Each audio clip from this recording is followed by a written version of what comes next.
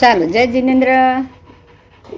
जय जिनेन्द्र। जय जिनेन्द्र जय जिनेन्द्र। जो लास्ट क्लास में चला था, हमने विजय सेठ की वो जो सम्यक दर्शन की थी वो बात पूरी की थी, उसको ख़त्म किया था। वेदक संकेत, फिर क्षयक्षम संकेत, सास्वादन संकेत, ये सब चीज़ भी हमने जानी थी।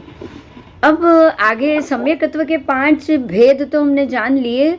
आगे का जो टॉपिक है वो है सम्यकत्व काल। प्रत्येक सम्यकत्व जो आता है, 5 संकित है तो जाहिर है ना कि उसमें से 4 तो आने के बाद जाता ही होगा। अगर कोई भी चीज 5 होगी तो 5 में से एक ही चीज परमानेंट रहेगी, बाकी की 4 तो आएगी और जाएगी। तो आगे के जो 4 संकित है उसका कितना काल है, क्योंकि हमें ये पता है कि हमारे सम्यक दर्शन में ज़्यादा स्ट्रांगनेस नहीं है, ज़्यादा बल नहीं है, तो वो कुछ समय के लिए ही आएगा। तो वो जो आता है वो कितने समय तक, हर एक सम्यक दर्शन का एक निश्चित समय होता है। जैसे कि उपशम संकित, जो हमने उपशम संकेत का भेद जाना, वो सिर्फ अंतर मुहूर्त तक ही होता है। उपशम संकेत अंतर मुहूर्त के बाद नहीं होता है, और वो पूरे हमारे जो पूरा जो समय है किसी भी जीव का, उसमें सिर्फ 5 बार ही आता है, उससे ज़्यादा भी नहीं आता है। तो ये जो उपशम संकेत है वो है शाश्वत सम्यकत्व का काल, एक समय से लेके 6 आवलिका तक। उसमें भी शाश्वत सम्यकत्व है, वो सिर्फ एक समय से 6 आवलिका तक का ही उसका समय, मतलब एक समय से 6 आवलिका तक ही आप शाश्वत गुण स्थान पे रहोगे। जब तक शाश्वत गुण स्थान पे रहोगे तब तक ही शाश्वत संकित रहेगा। उपशम संकित एक अंतर मुहूर्त तक रहेगा, क्योंकि एक अंतर मुहूर्त के अंदर उपशम संकिती जीव शुरू होने से, श्रेणी शुरू होने से लेकर शाश्वत गुण स्थान तक गिरने में उसको अंतर मुहूर्त लगेगा, बराबर। तो आप अंतर मुहूर्त तक गिरे, एक अंतर मुहूर्त में शाश्वत तक गिरे, वो हुआ उपशम संकेत। गिरने के बाद शाश्वत गुण स्थान पे एक समय से लेकर 6 आवलिका तक रहे, वो हुआ आपका शाश्वत संकेत।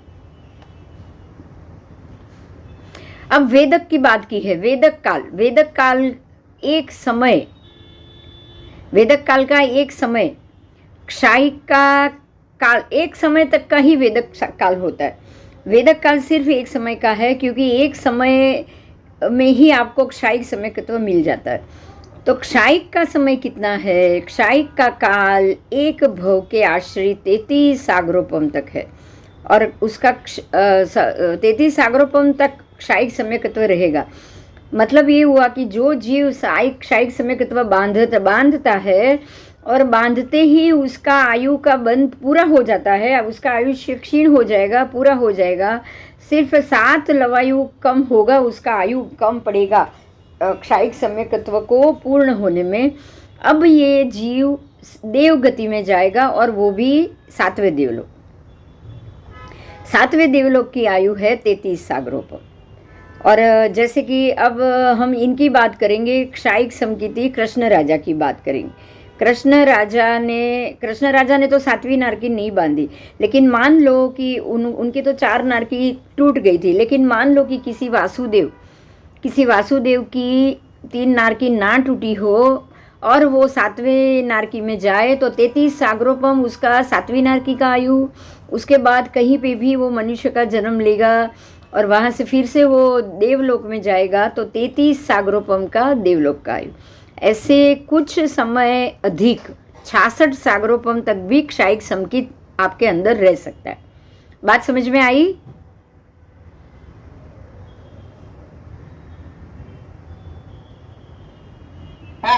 हाँ, बस।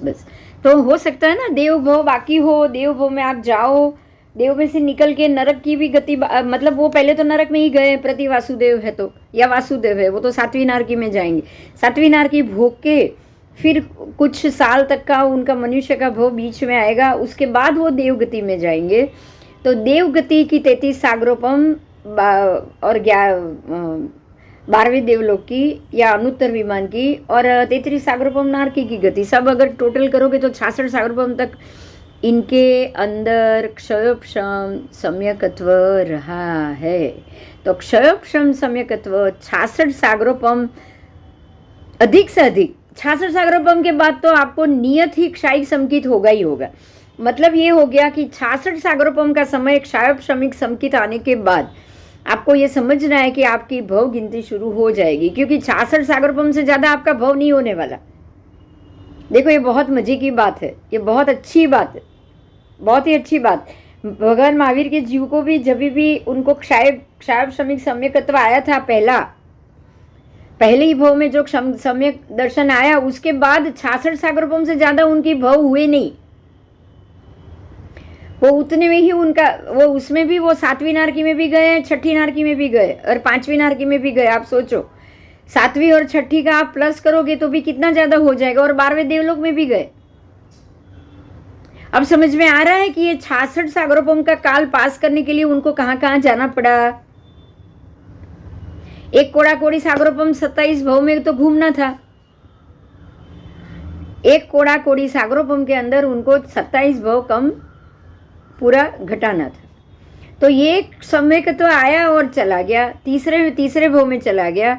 उसके बाद जब वो क्षयोपशम सम्यकत्व फिर से जो आया और वो जो रहा, वो उसके बाद 66 सागरोपम के अंदर उनकी आयु पूर्ण हो गई।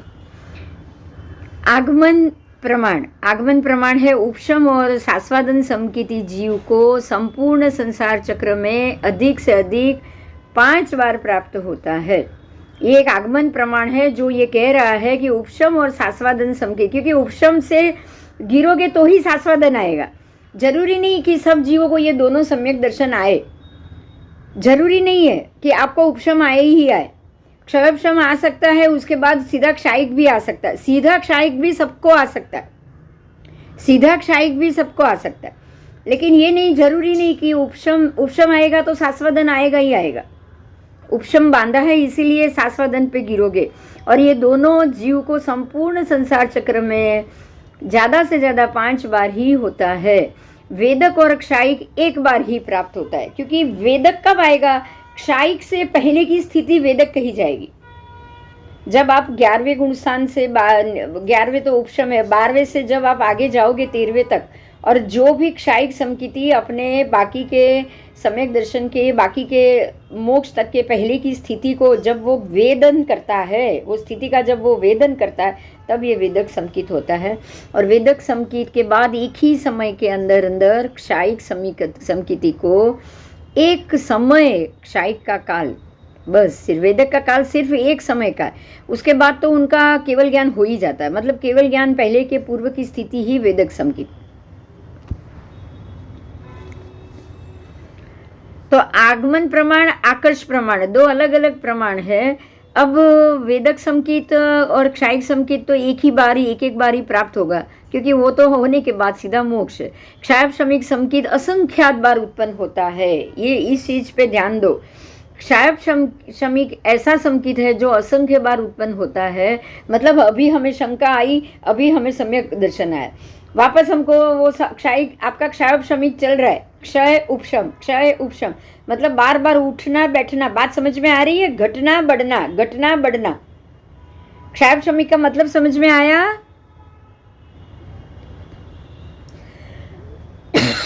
घटना बढ़ना, पानी।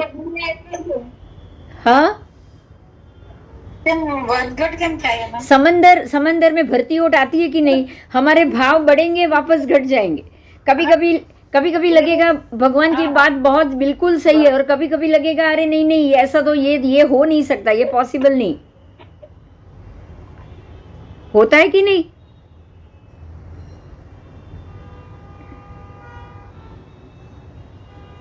इसीलिए आगमन प्रमाण ये कह रहा है कि क्षायोपशमिक समकित असंख्य बार उत्पन्न होता है। और अब आकर्ष प्रमाण की बात है कि स्वीकार किए सम्यकत्व आदि भावों को छोड़ के वापिस स्वीकारना, उसको आकर्ष कहा जाता है। मतलब अगर आपको एक बार सम्यक दर्शन हुआ, आपने वो भाव छोड़ दिए और उसको दोबारा वापस सम्यक दर्शन पाना, उसको आकर्ष कहा जाता है। और जैसे कि श्रुत, सामायिक, क्षयोपशम समकित और देशवीरति, इन तीनों के भाव एक जन्म में जघन्य से एक बार उत्कृष्ट से 9 से 9,000 2 से 9,000 बार उत्पन्न होते हैं।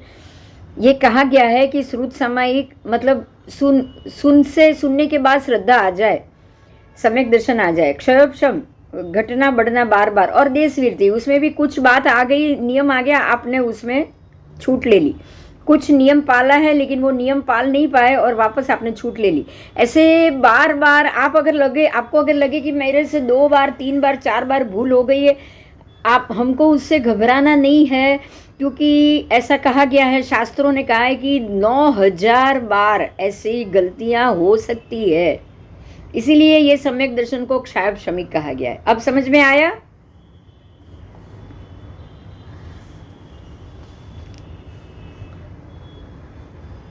બહુ સારું ભગવાન આપણને કેટલા, परमात्मा ने हमको कितना बच्चा बना दिया है मालूम है?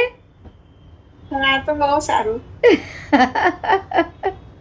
हमको कितना छोटा बच्चा बना दिया। इससे भी बड़ी बात यह है कि हमारी इस 9,000 गलती तक परमात्मा या ये सम्यक दर्शन माफ कर सकता है। बोलो कितनी? हमें સાંભળતા પણ આવી શકે એટલે ઘણું સારું हाँ, કહેવાય. श्रुत सामायिक, કેમ કે એમાં તો આપણે કેટલી વાર વહી જઈએ. अरे केवली से अगर कोई महात्मा ने ये सम्यक दर्शन प्राप्त किया हो और खाली वो श्रुत केवली से ही, श्रुत केवली उसको आप केवली से सुन के आपको केवल ज्ञान हो जाए, उसको श्रुत केवली कहा जाएगा, बराबर? हाँ, तो श्रुत केवली से भी अगर आप धर्म सुनोगे ना तो भी आपको सम्यक दर्शन हो सकता है। सम्यक दर्शन क्या, केवल ज्ञान तक हो सकता है, केवल ज्ञान तक हो सकता है। और ये श्रेणी में सम्यक दर्शन 9,000 बार उत्पन्न होता है जाता है, तब भी आपको सम्यक दर्शन, आपको क्षायिक मिलेगा ही मिलेगा, क्योंकि एक बार क्षयोपशम मिल गया है, एक बार क्षयोपशम मिल गया। आप 9,000 तक गलती करोगे, उससे ज्यादा आपकी गलती होगी भी नहीं। ठीक है, बहुत अच्छी बात है। सर्ववीरती एक जन्म में जघन्य एक बार और उत्कृष्ट से 900 बार। सर्ववीरती जघन्य से एक ही जन्म में एक बार, उत्कृष्ट से 900 बार आती। मतलब सर्ववीरती भाव जो लेते हैं उनके भी भाव 900 बार गिरते होंगे कि नहीं? 900 बार कहीं ना कहीं उनसे भी गलती होती होगी ना? बरोबर। हाँ, और संपूर्ण संसार चक्र में श्रुत सामायिक आदि तीनों भाव, श्रुत सामायिक, क्षयोपशम, समकित और देशवृत्ति, संपूर्ण संसार चक्र में असंख्यात बार आता है। सर्ववृत्ति भी 9,000 बार आता है। मतलब 9,000 बार तक भी आपने दीक्षा ली होगी। કેમ કે શ્રુત સામાયિક તો આપણે કેટલી વાર સાંભળતા હોઈએ વ્યાખ્યાનમાં, એટલે એ વખતે તો ઘણા ભાવ સાંભળીએ ત્યારે તો બધાના જ લગભગ पलटा ही जाता है। वापस घर जाते हैं, वापस वैसे के वैसे हो जाते हैं, वापस यहाँ आते हैं। लेकिन यहाँ ऐसा कहा गया कि ऐसे 9,000 बार भी अप डाउन हुए ना, तो 9,000 बार के बाद आपको संपूर्ण होगा ही होगा, क्योंकि एक बार एक सम्यक दर्शन आ जाए फिर आपको चिंता नहीं करनी। अब गुणस्थान ના કરો તો વ્યાખ્યાનમાં તો જવું જ જોઈએ. બીજી ક્રિયા ના થાય, અહીંયા ભાવ આવે જ એમ. અરે એમાં તો આવે, વ્યાખ્યાનમાં આવે, અને એના કરતા પણ સૌથી વધારે દેરાસરમાં આવે, મંદિરના પૂજામાં આવે ના આવે, અષ્ટપ્રકારી પૂજામાં ભગવાન પાસે ભાવ આવે ના આવે। કારણ કે પરમાત્માની સ્પર્શના અને પ્રતિમાની અંદરનું જે અને જે આપણે આ લોકો અંજન શલાકા વખતની જે શક્તિ નાખે છે ને, એ શક્તિ આપણા અસંખ્યાત મનના અશુદ્ધ ભાવોને સાફ કરી નાખે। પણ મને અત્યારે કોરોના પછી છે ને, સાચે કહું છું, ખરેખર મને અમુક વસ્તુઓમાં તો કઈ થતું જ નથી હવે, કેમ કે હું અષ્ટપ્રકારી પૂજા તો 2 વર્ષથી રોજ જ કરું છું ને, એટલે જે ઉલ્લાસ આવવો જોઈએ નથી આવતો, એમ કહી રહી છે। નહીં, એટલે મને એમ લાગે છે કે એ તો વાત સાચી જ હશે કે પરમાત્માથી બી એટલું જ ફરક પડે। એનું કારણ છે, સમજજો। જો એક વસ્તુ મારો પોતાનો બી અનુભવ કહું છું, વર્ષોથી પૂજા કરો છો, વર્ષોથી ભગવાન જેવા થવું છે, વર્ષોથી એવા ભાવ આવે છે, તો થાય છે શું ખબર છે? તમે ધીરે ધીરે સંભાવમાં જતા જાઓ છો। કારણ શું છે? હા, કારણ શું છે કે જેની પૂજા કરીએ આપણે એવું વિચાર્યું બસ મને ભગવાન તારી પાસે આવું છે ને તારા જેવા થવું છે, તમે એવું વિચારશો, રાઈટ? પૂજા કરતી વખત એટલે તમને ધીરે ધીરે ભગવાનના જે વિતરાગતાના ગુણ છે એ રાગ બી જવો અને દ્વેષ બી જવો, એટલે ધીરે ધીરે ધીરે તમે એકદમ આમ ન્યુટ્રલ થતા જાઓ. ન્યુટ્રલ એટલે હવે આજે પૂજા કરીને બહુ આનંદ થયો એવું બનવાનું નથી. કેમ? કારણ કે તમે એમાં પણ સંભાવમાં આવી ગયા છો. પરમાત્મા પ્રત્યેનો રાગ અને બહુ ખેંચાવ ને કોક દિવસ જાય એમ કે ઓહો આજે મારો દિવસ બહુ સારો ગયો, આજે મારી બર્થડે બહુ સારી ગઈ, કારણ કે હું વર્ષે એક જ વાર પૂજા કરવા ગયેલી. બરાબર? એટલે તમારી અંદર ઉત્કૃષ્ટ રાગ આવી ગયો, બાકીના દિવસ નથી ગયા એનો દ્વેષ આવ્યો, કોઈએ એમાં તમને કંઈક કેસર નહીં લાવીને આપ્યું, ફૂલ નહીં લાવીને આપ્યા, કે થાળી ફૂલવાળો ટાઈમસર ના આપી ગયો તો બી દ્વેષ આવી ગયો. પણ તમે જો રોજ જ એ ક્રિયા કરો છો તો તમારી બર્થડેના દિવસે તમને ખ્યાલ બી નહીં આવે કે તમે કંઈક અલગ થયું છે કે બહુ સારું થયું છે. કેમ? કારણ કે તમે વિતરાગતાના ભાવ, એટલે જ એક વસ્તુ સમજવાની છે, જેને નજરે જોઈએ, જેને પૂજીએ એવા બનીએ. સમજાય છે? જેને નજરે જોઈએ છીએ, જે વ્યક્તિ એના વ્યક્તિત્વને જોઈએ. આપણે જ્યારે ભગવાનની પૂજા કરીએ ત્યારે આપણે એના વ્યક્તિત્વને જોઈએ છીએ, એના તીર્થંકરપણાને જોઈએ, એના સંભાવને જોઈએ. આજે ભગવાન મહાવીરની પૂજા કરશો તો તમને બાજુમાં કે એની આજુબાજુમાં ક્યાંક ને ક્યાંક એના ચિહ્નો હશે તો તમને એમાં એના થયેલા ઉપસર્ગ દેખાશે. એ ઉપસર્ગમાંથી એને મળેલી શાંતિ દેખાશે, વિતરાગતા દેખાશે. પાર્શ્વનાથ ભગવાનના ઉપર ફણા હોય જ છે, નીચે પદ્માવતી દેવી હોય છે. જેટલી વાર પાર્શ્વનાથ ભગવાનની મૂર્તિ જોશો ધર્મેન્દ્ર, પદ્માવતી અને કમળના ઉપસર્ગ યાદ આવશે ને આવશે જ. એટલે આ શું થશે કે તમને એમ થશે કે ભગવાન શાંત રહે, આટલી બધી શક્તિ છતાં ચૂપ બેઠા છે તો મારે મારી શક્તિ તો બતાડવાની જ નથી, મારે એનું પ્રદર્શન તો કરવાનું જ નથી. એટલે આ બધી વસ્તુઓ ક્યારે આવશે? જ્યારે તમે રોજ એ વસ્તુ જોશો અને એ ક્રિયા કરશો. અને હવે રોજ કરી છે ને 5 વર્ષ કન્ટિન્યુ કરશો, ભગવાનના ગુણ એવા આવશે. કારણ કે એ પાછા તમે એની સાથે તારતમ્યમાં જાઓ તો, રોજ જાઓ તો, વળી પાછું ગેપ પડતું જાય, 4 મહિને એકવાર જાઓ તો નહીં આવે, પાછું તો નહીં આવે. અને એવું તારતમ્ય ભગવાન સાથે સધાશે કે પછી તમે પોતે વિતરાગતામાં આવી ગયા કે મને શાંતિ થઈ, હું શાંત બની, હું બહુ ખુશ નથી બની કે મને બહુ ગુસ્સો નથી આવ્યો. હા, તો એ ક્યારે આવે? પરમાત્માની પૂજા. તું જોશે તો જીણ પૂજા, જીણ સ્તુતિ સૌથી પહેલા જ. મનઃ જીણાણમમાં ગુરુ પૂજા, ગુરુ સ્તુતિ પછી છે, પણ જીન પૂજા, જીન સ્તુતિ સૌથી પહેલા જ. કારણ એટલું જ છે કે જીન પૂજા અને જીન સ્તુતિ ભવાંતરમાં પણ મળી જાય છે. ભવાંતરમાં તમે અજૈન હો, પેલું માછલું દરિયામાં ફરે છે, માછલાને અહીંયા ગુરુ નથી મળ્યા, માછલાને અહીંયા શ્રુત નથી મળ્યું, પણ માછલાને મૂર્તિ જરૂર મળી ગઈ. દરિયામાં પડેલી ફેંકાયેલી ભગવાનની તૂટેલી પ્રતિમા પણ એને જોવા માટે મળી. હવે સમજાય છે કે પ્રતિમા તૂટે, ખંડિત થાય ને દરિયામાં કેમ ફેંકાય છે? ખ્યાલ આવે છે હવે આ વાતનો? તિર્યંશને દર્શન થશે તો કેટલાય તિર્યંશ આવી રીતે જાતિ સ્મરણ જ્ઞાન ને સમ્યક દર્શન મેળવશે દરિયાની અંદર. બાકી બીજા તિર્યંશને મેં આજે એક મૂક્યું છે ઓલા ઉપર, ખાસ જોજો. એક ફેસબુકની એક લિંક મૂકી છે. એક મગરમચ્છ મરી ગયો ગઈકાલે. એક મગરમચ્છ મરી ગયો છે અને એ મગરમચ્છે માત્ર પ્રસાદ ખાધો છે આખા જન્મમાં. એના કોઈક મંદિરનો મગરમચ્છ છે અને એને માત્ર મંદિરનો શીરો કે જે પ્રસાદ બને ને એ જ પ્રસાદ ખાધો છે. બિલકુલ માંસાહાર કર્યો નથી એની જિંદગીમાં. બચ્ચું હતું ત્યારે. હા, એટલે મને મારી ખાસ 3 બિલાડી યાદ આવી. મેં લખ્યું પણ છે એમાં કે મારા પાસે પણ આ 3 બિલાડી ઘરમાં હતી. એ 3માંથી કોઈએ બટેટા પણ ખાધા નથી, કંદમૂળ બી ખાધું નથી અને કોઈએ માંસાહારે કર્યો નથી. એમાં મગરમચ્છ, કેવડો મોટો મગરમચ્છ છે, એનો ફોટો છે, મરી ગયો છે, કોઈક મંદિરનો છે અને એ મગરમચ્છે એની જિંદગીમાં ક્યારેય માંસાહાર કર્યો નથી. હવે આપણે એ સમજવાનું કે જ્યારે કોઈ સમ્યક દર્શન જીવ પામેલો જ્યારે તિર્યંશમાં જાય ને, જ્યારે બસ એને આવું જ વાતાવરણ મળે, એને એવી માછલીને પણ, એટલે ઘરે માછલી ઘર રાખવામાં બી દોષ નથી. સમજી જજો આ વાત. ઘરે માછલી ઘર રાખવામાં બી દોષ નથી, ઘરે કોઈ પણ પશુને રાખવામાં દોષ નથી. કારણ કે તમે ઘરે જે માછલી રાખશો ને એને તમે દાણા જ નાખશો, અનાજના દાણા જ ખવડાવશો, એને કોઈ જીવ મળવાનો નથી. ઘરે બિલાડી રાખી હશે એને પણ દૂધ અને રોટલી જ મળશે, એને કોઈ જીવ નહીં મળે. ઘરે કૂતરા રાખ્યા હશે એને પણ આ જ મળશે. એટલે કોઈક એવા સમ્યકદર્શી જીવ હોય જે ભટકીને તમારે ઘરે આવે, એના માટે તમારે આ દરેક જૈન ભાઈઓ બહેનોએ આ વસ્તુ ચાલુ રાખવી જ પડશે, રાખવી જ પડશે. સમજાય? હા, તો જ એ આવે. તો સમ્યકદર્શી જીવને તિર્યંશમાં જવું પડે છે, અને ગયા પછી એની સ્થિતિ કઈ રીતે સુધરે, કઈ રીતે એ જીવ વગરના માંસાહાર વગરનો એ રહી શકવાનો છે જો એ બહાર ભટકતો હશે રસ્તા ઉપર? એ નહીં રહી શકે. એટલે તમારે આ રીતે, અને ઘણા સાપ તમે જુઓ મંદિરોમાં, આ લોકો સાપ કેમ હિન્દુ મંદિરોમાં સાપ પાડે છે, અને શું મળે છે? દૂધ જ મળે છે ને, કે બીજું કઈ મળે છે? કઈ નહીં બીજું. અને એને રોજ દૂધ પીને મોટું થયું હશે, એને ઉંદર યાદ બી નથી આવવાનો, એને દેડકો યાદે નહીં આવે, એને યાદે નહીં આવે. એટલે ખાસ સમજવાનું છે कि क्षयपशम संकित लेके, देश वीरती અને श्रुत समय, ये 3 लेके ही ये जीव भटका होगा और तिर्यंश में गया होगा.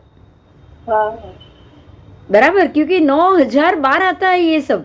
सर्ववीरती भी 9000 बार आती है पूरे संसार चक्र में. तो जो सर्ववीरती ली हुई जीव अगर तिर्यंश में जा रहा है तो यहाँ आके वो थोड़ा खाने वाला है, देश वीरती लेके अगर पूर्व भव में बैठा है. बराबर. हाँ, तो उसको संभालना पड़ेगा ना. किसको संभालना पड़ेगा बताओ? अब आप इस बुद्धि से उसको दोगे, किसी भी प्राणी को घर में लाओगे तो इस बुद्धि से लाओगे कि भगवान करे ये सम्यकदर्शी जीव है और मेरे घर में आके उसके सम्यक दर्शन को बिल्कुल आंचना है. आपको उसके सम्यक दर्शन में सहायता करनी ही करनी है, ताकि जब आपकी बारी आए तब आपको लोग संभाले. बराबर? हाँ, ठीक है. तो ये आकर्ष प्रमाण है. अब गुणस्थान की बात की है. सास्वादन संकेत दूसरे गुणस्थान में है. उपशम 4 से 11 तक है, मतलब सबकी स्थिति बताई है कहाँ से कहाँ तक. हाँ, और 8 गुणस्थान में ऐसे उपशम होता है. क्षायिक सम्यकत्व 4 से 14 तक, 11वां छोड़ के 4 से लेके 10 और 12 से लेके 14 तक गुणस्थान में क्षायिक संकित होता है. वेदक और क्षयोपशम संकित 4 से 7 तक के 4 गुणस्थान में होता है. मतलब वेदक जब भी आप क्षयोपशम से आगे क्षायिक में वेदन करोगे, क्षायिक का वेदन करने से पूर्व की स्थिति वो है वेदक संकेत. जब आप क्षायिक सम्यकत्व प्राप्त करोगे उससे वेदन से पूर्व की स्थिति आएगी वेदक. और वेदक संकेत और क्षयोपशम संकेत ये दोनों 4 से लेके 7 गुण स्थान तक जरूर रहेगा. और आपको ये पता होगा आप श्रेणी कब मान रहे हो? 7 के बाद. बराबर? 7 से ही गुण श्रेणी मांडी जाती है. मतलब आपका क्षयोपशम सम्यकत्व और वेदक सम्यकत्व 7 तक है, 7 तक चली रहा है. अब 7 के बाद आप क्षायिक सम्यकत्व के लिए वेदन करोगे तो वेदक संकेत अब आएगा और वेदक छूट जाएगा और क्षायिक संकेत की गुण श्रेणी शुरू हो जाएगी. अब क्षायिक की गुण श्रेणी शुरू हो गई.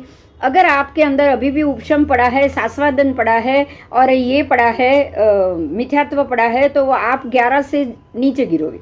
और अगर आपके अंदर ये नहीं पड़ा है तो अब आपके वेदक संकित से क्षायिक संकित की श्रेणी शुरू हो चुकी है और आपको अब 48 मिनट के अंदर क्षायिक सम्यकत्व भी मिलेगा और केवल ज्ञान भी मिल जाएगा. समझ में आया?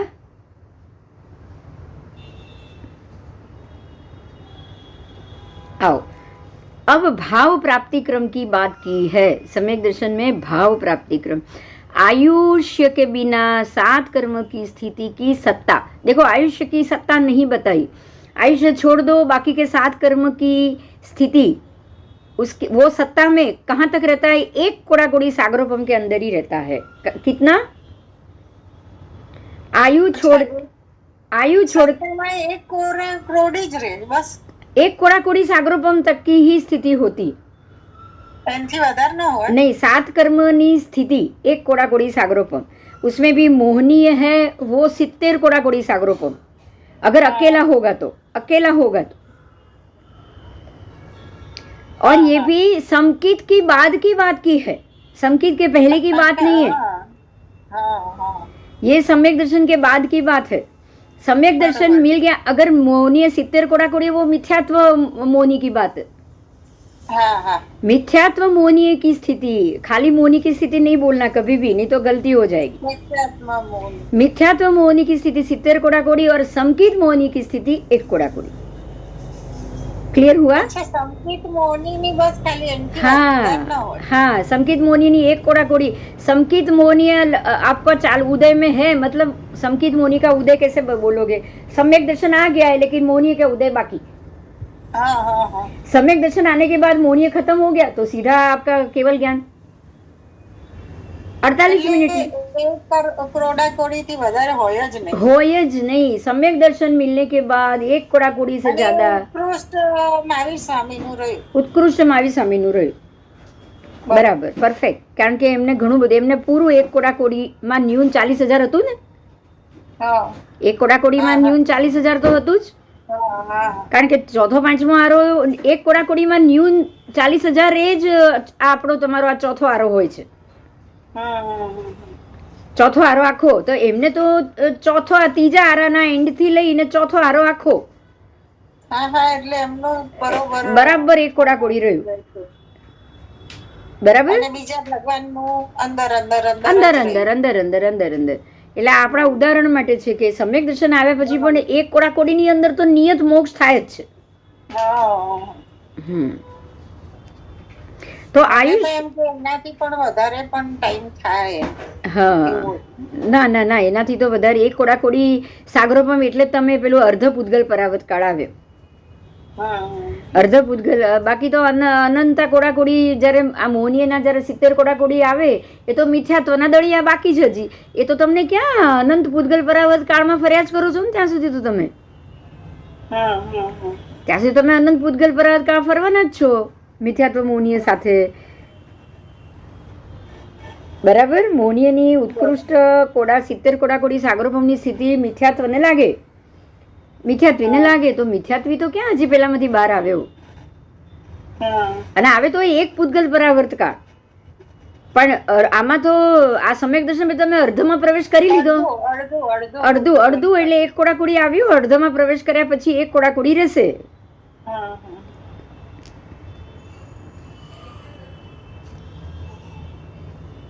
आओ, आयुष्य के बिना 7 कर्म की स्थिति की सत्ता, जैसे 7 अभी आपके बाकी के 7 कर्म की जो आपको अंदर सत्ता में पड़ा है, 7 कर्म मेरी आत्मा में, मेरी आत्मा के ऊपर 7 कर्म की जितनी सत्ता है वो 1 कोड़ा कोड़ी के अंदर रह जाए ना जब, तब सम्यकत्व मिलेगा। देखो इसको थोड़ा उल्टा किया, देखो संकित आपको कब मिलेगा? जब 1 कोड़ा कोड़ी जितनी स्थिति बाकी रहेगी तब सम्यक दर्शन आएगा,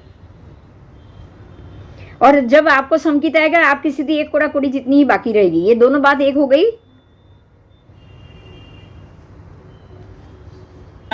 संकित प्राप्ति के बाद कर्म उसमें से 2 से 9 पल्योपम स्थिति, 2 से 9 पल्योपम स्थिति सत्ता कम होते हैं संकित प्राप्ति के बाद। ठीक है, संकित प्राप्ति के बाद कर्म उसमें से 2 से 9 पल्योपम जितने लगभग स्थिति सत्ता कम होते हैं तब देश वृत्ति प्राप्त होता है। ये आ गया आपको, पहले 1 कोड़ा कोड़ी बाकी था और आयुष्य के बगैर 1 कोड़ा कोड़ी सागरोपम के अंदर आपकी स्थिति आई और आपको सम्यक दर्शन मिला। अब उसके बाद देश वृत्ति कब मिलेगा?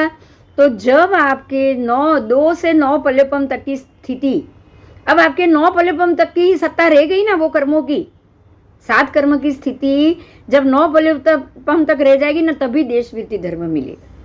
अब आप कितनी भी कोशिश करो उससे पहले देश वृत्ति पूरा पालने में क्या पाल पाओगे बताओ ना। अब कहाँ 1 कोड़ा कोड़ी सागरोपम और कहाँ ये 9 पल्योपम। आप समझो कि सम्यक दर्शन के बाद लास्ट 9 पल्योपम मतलब परमात्मा के लास्ट 3 भाव बस। बरोबर। अब हमारे अगर आने वाले 10 भाव बाकी होगा तो मैं कितना भी मथू मुझे अभी देश वृत्ति मिलेगा। हाँ, पर मेरे को प्रयत्न नहीं छोड़ना है, पुरुषार्थ तो करना बस, चाहे वो 9,000 बार मैं उसमें से फेल हो जाऊं। मतलब ये हो गया कि आपकी अगर बाधा टूट रही है, नियम टूट रहा है तो चिंता नहीं करो, वापस लग जाओ।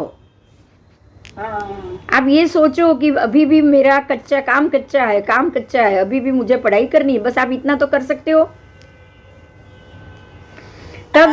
हाँ तब देश वृत्ति मिलेगा।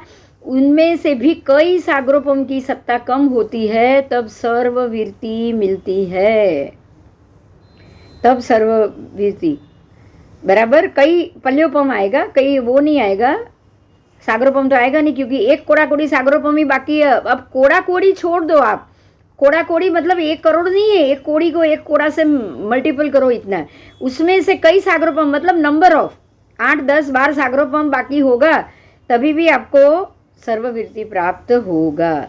उस स्थिति से भी कई सागरोपम स्थिति कम हो तो उपशम श्रेणी प्राप्त करता है। अब समझो, एक ध्यान से समझो, उपशम श्रेणी जीव तब लेगा जब उसको सम्यक दर्शन आएगा। पहला समझ में आया?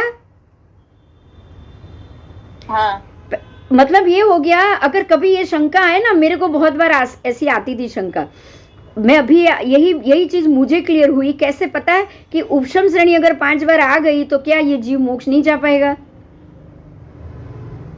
अगर पूरे संसार चक्र में 5 ही बार उपशम श्रेणी आती है तो ये भी हो सकता है ना, भव्य जीव उपशम श्रेणी मान रहा है वो तो, और 5 बार उपशम में ही चला गया, तो अब तो उसको बारी नहीं आएगी। ये सोच आएगी कि नहीं आएगी? हाँ बस, लेकिन ये ऐसा नहीं है, यहाँ भगवान ने बहुत अच्छे से समझा दिया है। पहले सम्यक दर्शन आ रहा है, उसके बाद देश वीरति आ रही है, फिर सर्ववीरति आ रही है, फिर उपशम श्रेणी आ रही। बराबर। मतलब ये हो गया कि अगर आपकी 5 बार उपशम श्रेणी आई ना, तो ज्यादा से ज्यादा 5 बार, 6ठी बार में तो आपका सम्यक दर्शन आना ही आना, क्योंकि 5 बार में ही आपके सारे मिथ्यात्व के अंदर जो भी सत्ता में उदय पड़े होंगे वो सारे मिथ्यात्व खत्म हो जाए। अब आप ये सोचो, अभी देखो यहाँ पे ही जवाब है। अगर आपको उपशम श्रेणी 1 2 3 4 5 से ज्यादा नहीं आती है, इसका मतलब ये हुआ कि अंदर पड़े हुए कर्मों में ज्यादा से ज्यादा 5 नरक से भव नहीं बाकी होंगे। बात सही? हाँ बराबर।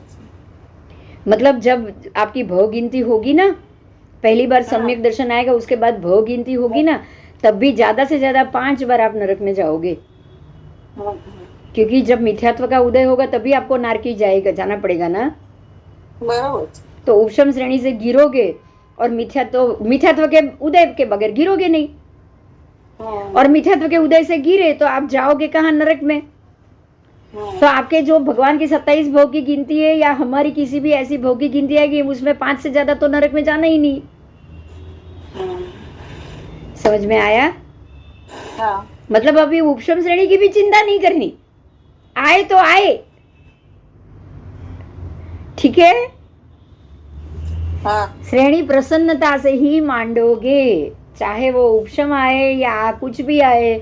हर बार उपशम श्रेणी वाला मानने वाला भी यही सोच के श्रेणी मान रहा है कि बस अब मुझे ये संसार में नहीं रहना है। उसको नरक में जाना पड़ा।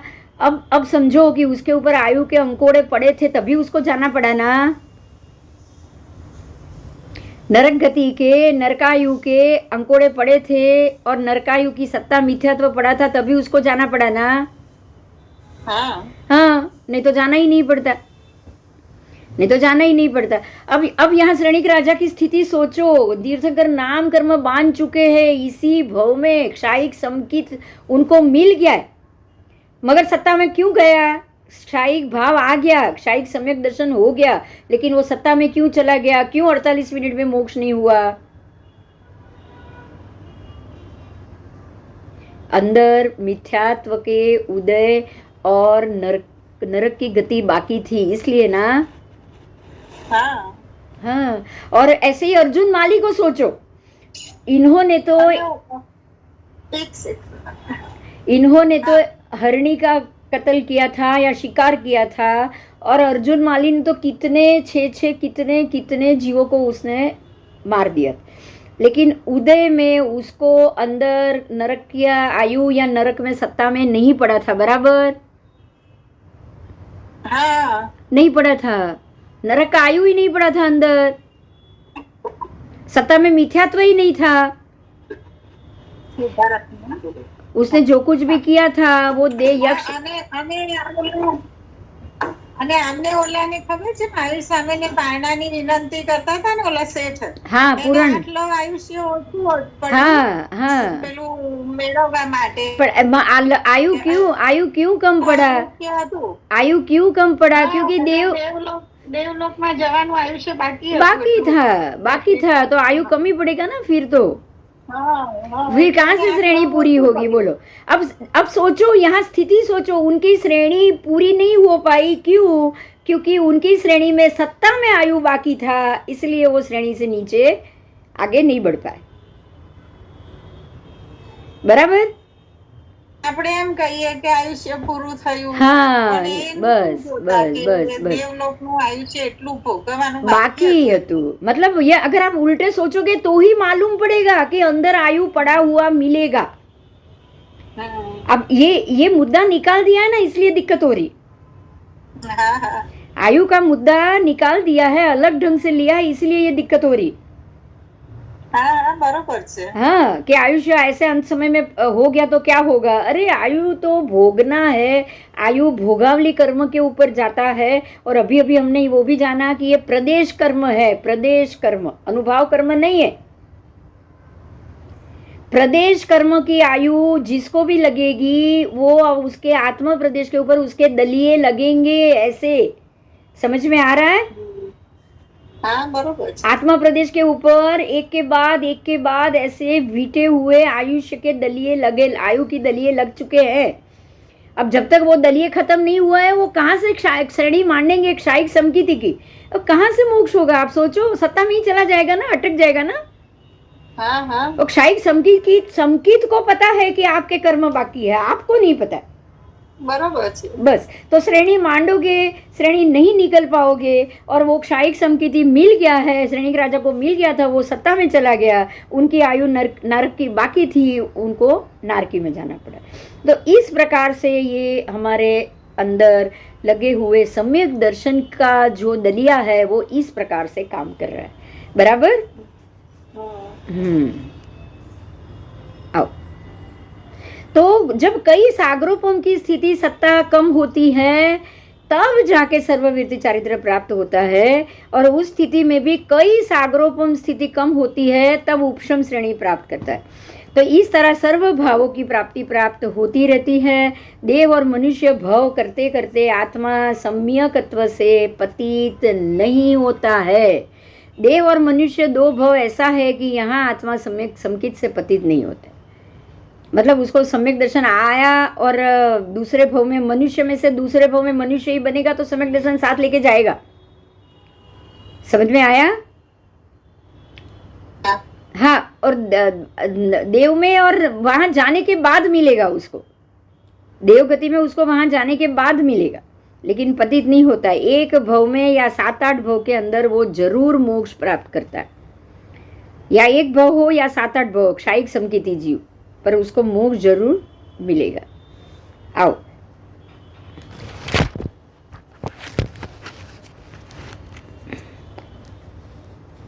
क्षायिक समकिति आर्थिक सम्यकत्व दृष्टि जीव, मतलब जो क्षायिक सम्यकत्व लिया हुआ जो जीव है वो या तो 3-4 भव में या उसी भव में मोक्ष जाएगा, या 3-4 भव में। अगर उसके 3-4 भव सत्ता में पड़े होंगे तो जितने भव पड़े होंगे उसके बाद जाएगा, लेकिन 3-4 भव से ज्यादा वो नहीं जाएगा, या 3 भव में जाएगा या 4 भव में जाएगा।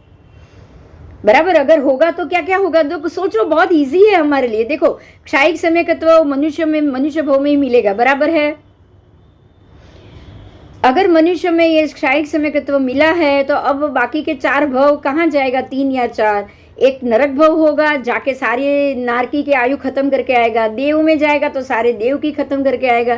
तिर्यंच में गया तो सारे तिर्यंच की खत्म करके आएगा कि नहीं? बोलो। और अब ये 3 खत्म करने के बाद जब केवली बनना है तो चौथा मनुष्य का लेना ही पड़ेगा कि नहीं? बस, तो चौथे भव में मोक्ष। अगर मान लो कि 3 ही भव में मोक्ष हो रहा है, अगर उसको नरक गति ही नहीं है तो या तो वो मनुष्य से देव बनेगा, देव में से फिर से वो तिर्यंच बनेगा, तिर्यंच में से वो मनुष्य में आएगा। ऐसे 3 भव हुआ कि नहीं? दो ही भव है, जैसे परमात्मा को हुआ था, दो ही भव है, सैनिक राजा का दो ही भव है। तो सीधे नरक में गए और नरक में से मनुष्य बन के मोक्ष, तो दो ही भव हुए। ऐसे ही देवलोक के भी होते। परमात्मा महावीर ने, उन्होंने 25वें भव में क्षायिक सम्यक्त्व प्राप्त किया, तीर्थंकर नाम कर्म बांधा और एक देव भव किया और दूसरे ही भव में मोक्ष हुआ कि नहीं हुआ बताओ। तो क्षायिक समकीति बांधने वाला जीव 3 या 4 भव से ज्यादा नहीं करता। मरुदेवा माता उसी भव में मोक्ष गए, अभी बांधा और अभी 48 मिनट के अंदर ही उनका तो मोक्ष भी हो चुका था। ठीक है। अब जिस जीव ने दर्शन सप्तक होता है, दर्शन मोहनीय का ये सप्तक है, उसमें संकेत मोहनीय, मिश्र मोहनीय, मिथ्यात्व मोहनीय, ये तीनों पुंज क्षीण हो जाते हैं दर्शन सप्तक में, और क्षायिक सम्यकत्व दृष्टि जीव कहलाता है। जब ये तीनों, अच्छा अब देखो क्षायिक समकीति जीव कब बनेगा, मतलब आपको क्षायिक सम्यकत्व कब मिलेगा, जब आपके ये तीनों मोहनीय खत्म हो जाए। 3 मोहनीय कौन से? संकित मोहनीय, मिश्र मोहनीय और मिथ्यात्व मोहनीय, ये तीनों खत्म हो गए, मतलब आप पूर्ण रूप से परमात्मा के अंदर श्रद्धामय बन चुके हो।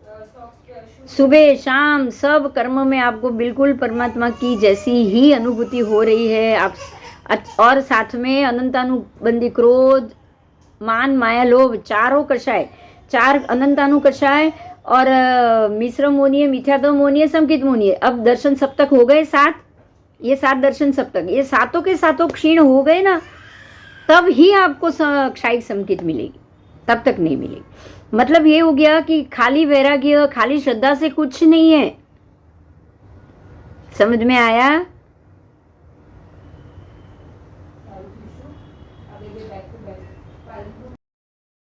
में अनंतानु क्रोध, मान, माया, लोभ भी घटाना पड़ता है।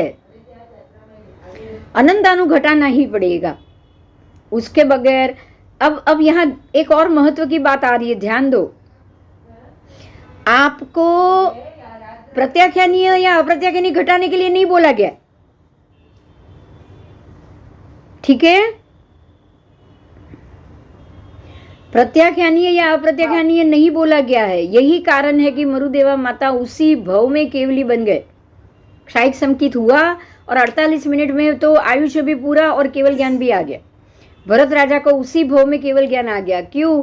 क्योंकि जब अनंतानु का क्षय हो जाता है, उसके बाद क्या देखा जाता है? आपकी आत्मा के ऊपर कौन कौन सी आयु लगी हुई है, बस यही चीज, और कुछ नहीं होता है। अब समझ में आई ये बात? जैसे ही दर्शन सप्तक क्षीण हो गया, सबसे पहले आपकी लिस्ट देखी जाएगी आत्मा के ऊपर कि कहाँ कहाँ की आयु बाकी है। ये दर्शन सप्तक खत्म जैसे ही हो जाएगा, आपके ऊपर लगी आयु की गिनती होगी। अब आयु की गिनती में नरक गति बाकी होगी, मतलब अभी आपने उपशम समकीत किया है। समझ में आ गया? उपशम समकीत उदय में आएगा भविष्य में, क्योंकि अभी नरक गति बाकी। ठीक है, श्रेणी मांडोगे नरक गति में जाने के लिए आपको उपशम समकीत आएगा ही आएगा, क्योंकि क्षायिक सत्ता में आ गया है। क्षायिक सत्ता में आ गया, अब आपका लिस्ट बन गया, यहाँ आयुष्य बाकी, यहाँ आयुष्य बाकी। इसीलिए यहाँ आगे आ गया, बोले थे कि आयु बिना 7 कर्म की स्थिति। देखो फिर से यही बात, फिर से मुद्दा आया कि बिना आयु के 7 कर्म की स्थिति ही एक कोड़ाकोड़ी सागरोपम के अंदर देखी जाएगी। बस आयु की गिनती नहीं हो रही है। समझ में आया?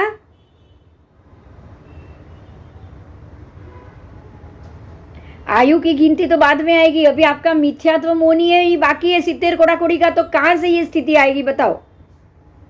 हाँ बराबर, कहां से आएगी? और आयु गिन के भी क्या फायदा करोगे? नहीं, कुछ नहीं। तो जब हिसाब होता है ना, जब हमारे ऊपर बैलेंस शीट, हमारे ऊपर लगे हुए कर्मों के भवों की बैलेंस शीट बनेगी। अब ये बात तय है, जब भी पहला सम्यक दर्शन आएगा, आपकी बाकी की गिनती की भव की लिस्ट बन जाएगी। और वो जो बैलेंस शीट बन रही है उसमें आयु को छोड़ के बाकी के सातों कर्म अगर आपके एक कोड़ा कोड़ी के जितने ही रहे, एक कोड़ा कोड़ी समय के अंदर के ही रहेंगे, तभी आपकी बैलेंस शीट बनेगी, नहीं तो बैलेंस शीट भी नहीं बनेगी, उससे पहले नहीं बनेगी। बराबर। अब जब ये बैलेंस शीट बन गई है, कितने कितने कौन कौन से भव की बन चुकी है वो लगेगा। अब समझ लो आपको कि पहला सम्यक दर्शन जो आया है, क्षयोपशम आया है, क्षयोपशम असंख्य बार आएगा जाएगा, आएगा जाएगा। और जब आपके आयु की स्थिति सातों कर्म की स्थिति घटते घटते घटते घटते कुछ 9 पल्योपम तक रह जाएगी, खाली 9 पल्योपम तक रह जाएगी, तब आपको क्या मिलेगा? देश वृत्ति धर्म मिलेगा। और वो 9 पल्योपम की जो आयु स्थिति बाकी रह चुकी है, वो 9 पल्योपम से जब आगे और समय जाए और समय जाए और समय जाए, और वो भी उसमें भी कम जब स्थिति आ जाए, तब आप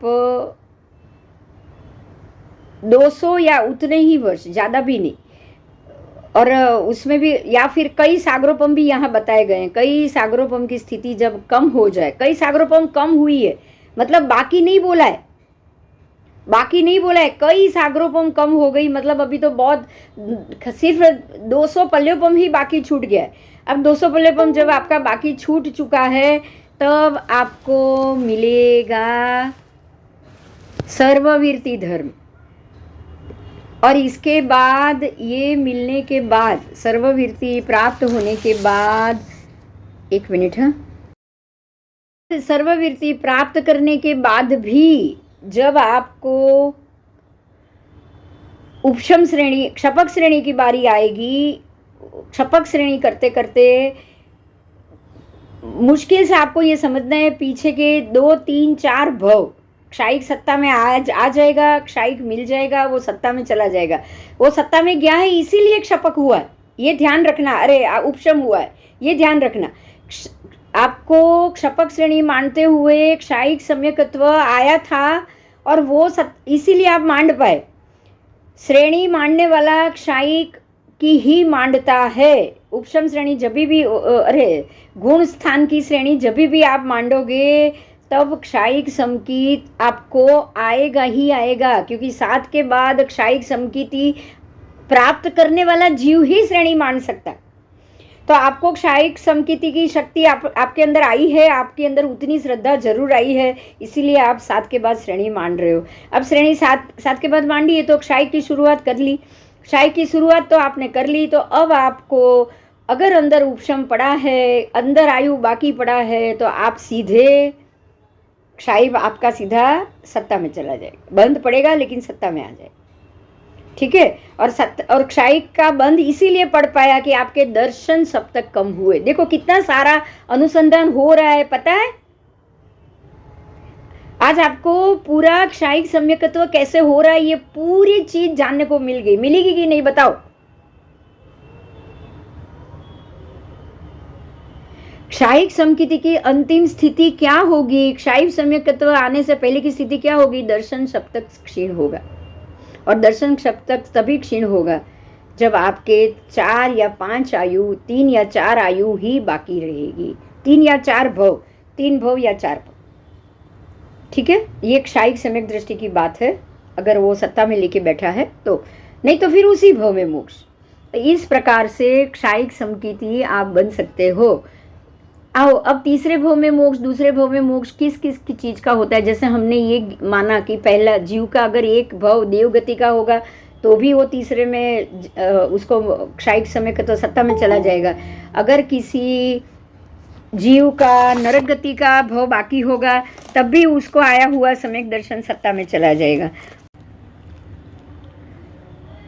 ठीक है। अगर किसी जीव का युगलिक का भव बाकी होगा, अगर किसी ने युगलिक मनुष्य या युगलिक तिर्यंश का भी आयु बंद किया हो, ये भी हो सकता है ना कि उसको युगलिक में जाना हो, ना देव बनना है ना नरक में जाना है, या देव बनने से पहले युगलिक में होके देव बनना है, तो भी ये हो सकता है। दूसरे भव में युगलिक, तीसरे भव में देव, तो ही वो चौथे भव में मनुष्य बन के मोक्ष जा सकता है, तब भी, ठीक है। तो बीच में युगलिक का भी भव, वो मनुष्य भव हमने बोल दिया था, लेकिन युगलिक का भव इसलिए आएगा क्योंकि उसकी आयु लंबी होती है, ठीक है, क्योंकि युगलिक मार्ग के देवी होते हैं, तो चौथे भाव में वो मनुष्य बन के मोक्ष जाएंगे। तो इस प्रकार से क्षायिक समकीत प्राप्ति से पहले अगर आयुष्य का बंधन अंदर ना पड़ा हो तो ही उसी भव में आप क्षपक श्रेणी मांड के क्षायिक समकीत प्राप्त करके मोक्ष पद प्राप्त कर सकते हो। बराबर? बात आ गई समझ में सबके? हाँ हाँ हाँ, एक मिनट है, एक आओ आगे जाएंगे।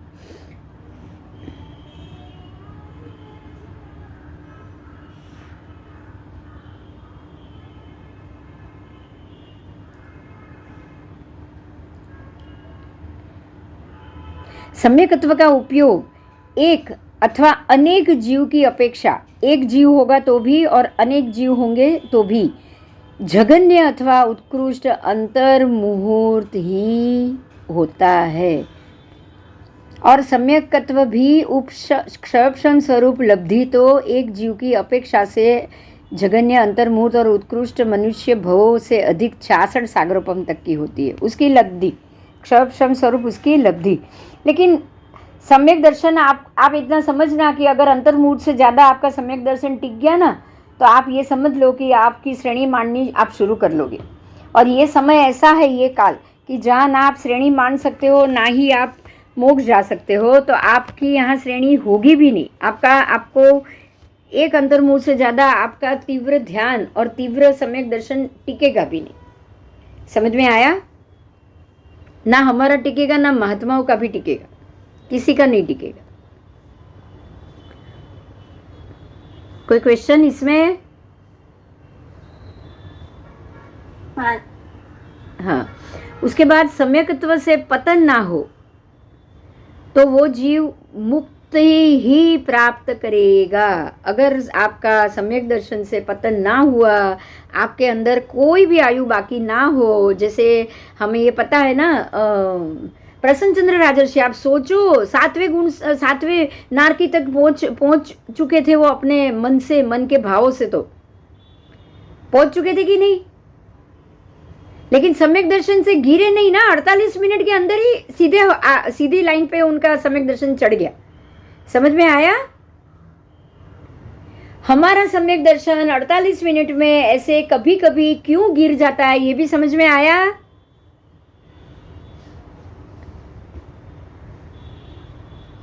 क्योंकि 48 मिनट के अंदर अंदर हम कुछ भी ऐसा गलत सोच लेंगे, दिमाग में सोच लेंगे ना, कर्म आ जाएगा ना, जो मानसिक आपको कोई ना कोई कर्म बंद करा के चला जाएगा, जैसे प्रसन्न चंद्र राजर्षि को हो रहा था। बराबर? बरोबर। हाँ। आओ, तो सम्यकत्व की क्षण स्वरूप लब्धि एक जीव की अपेक्षा से अंतर्मूर्त और उत्कृष्ट मनुष्य भवों की अपेक्षा से 66 सागरोपम से अधिक होती है। उसके बाद सम्यकत्व से पतन ना हो तो वो जीव मुक्ति ही प्राप्त करेगा, और गिर जाए तो वापस मिथ्यात्व में जाएगा। अनेक जीवों की अपेक्षा से तो सम्यकत्व सदा काल होता है। सम्यकत्व अनेक जीव में आज एक को नहीं है, दूसरे को तो होता ही है ना, इसलिए सम्यकत्व को ऐसा नहीं कह सकते कि सम्यकत्व ही नहीं। हाँ, एक जीव को हो है नहीं, जवाब मिलेगा, लेकिन सम्यकत्व है ही नहीं है संसार में, ये बात गलत हुई। अब आगे यहाँ बताया है कि विजय, वैजयंत, जयंत आदि 5 अनुत्तर विमान में 2 बार गए हुए जीव को, 2 बार अगर कोई जीव जाए, मतलब गया है, मनुष्य बना, फिर से वो अनुत्तर में चला गया, ऐसे जीव को, अथवा तो 12वें देवलोक में 3 बार गया हुआ जीव, 66 सागरोपम प्रमाण सम्यकत्व लब्धि मनुष्य जन्म अधिक होती है। मतलब अगर एक जीव 3 बार यहाँ जाके भी 66 सागरोपम पूरा कर सकता है, ठीक है, ये उतनी लब्धि है उसके पास, सम्यकत्व की लब्धि उसको यहाँ लेके जाएगा। अनेक जीवों के आश्रित वो सम्यकत्व लब्धि सर्वकाल में होती है। सम्यकत्व का अंतर एक जीव की अपेक्षा से अंतर से जघन्य से अंतर्मुहूर्त होता है। अब मतलब अंतर्मुहूर्त के अंदर किसी न किसी एक जीव को जरूर सम्यक दर्शन प्राप्त होता होगा। कोई जीव सम्यकत्व का त्याग करने के बाद अंतर्मुहूर्त मिथ्यात्व में रह के भी उस आवरण का क्षयोपशम होने से पुनः मिथ्यात्व प्राप्त, सम्यकत्व प्राप्त करता है।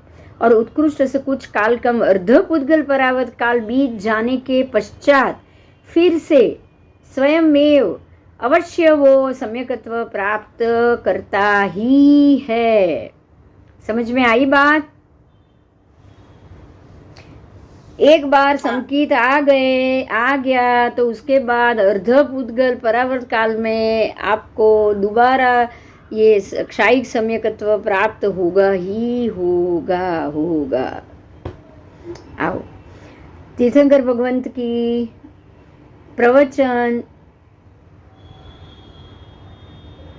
संघ की, श्रुत ज्ञान की, आचार्य देव की, श्री गणधर महाराज की और महान रुद्धिक मुनियों की बहुत बार आशातना करने से जीव अनंत संसारी होता है।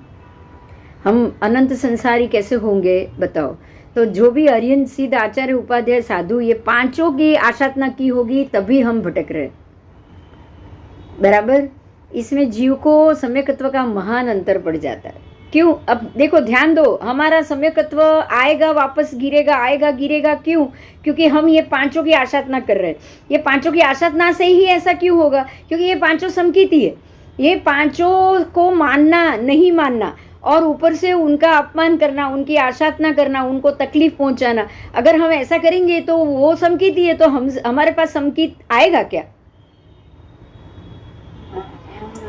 अब जिनके पास जो चीज है वहां मांगने जाएंगे तो क्या लात मारने से वो हमको देंगे? हमको क्या है, सम्यकत्व भी चाहिए और उनको लात भी मारनी है। अब दो चीज कैसे पॉसिबल है बताओ?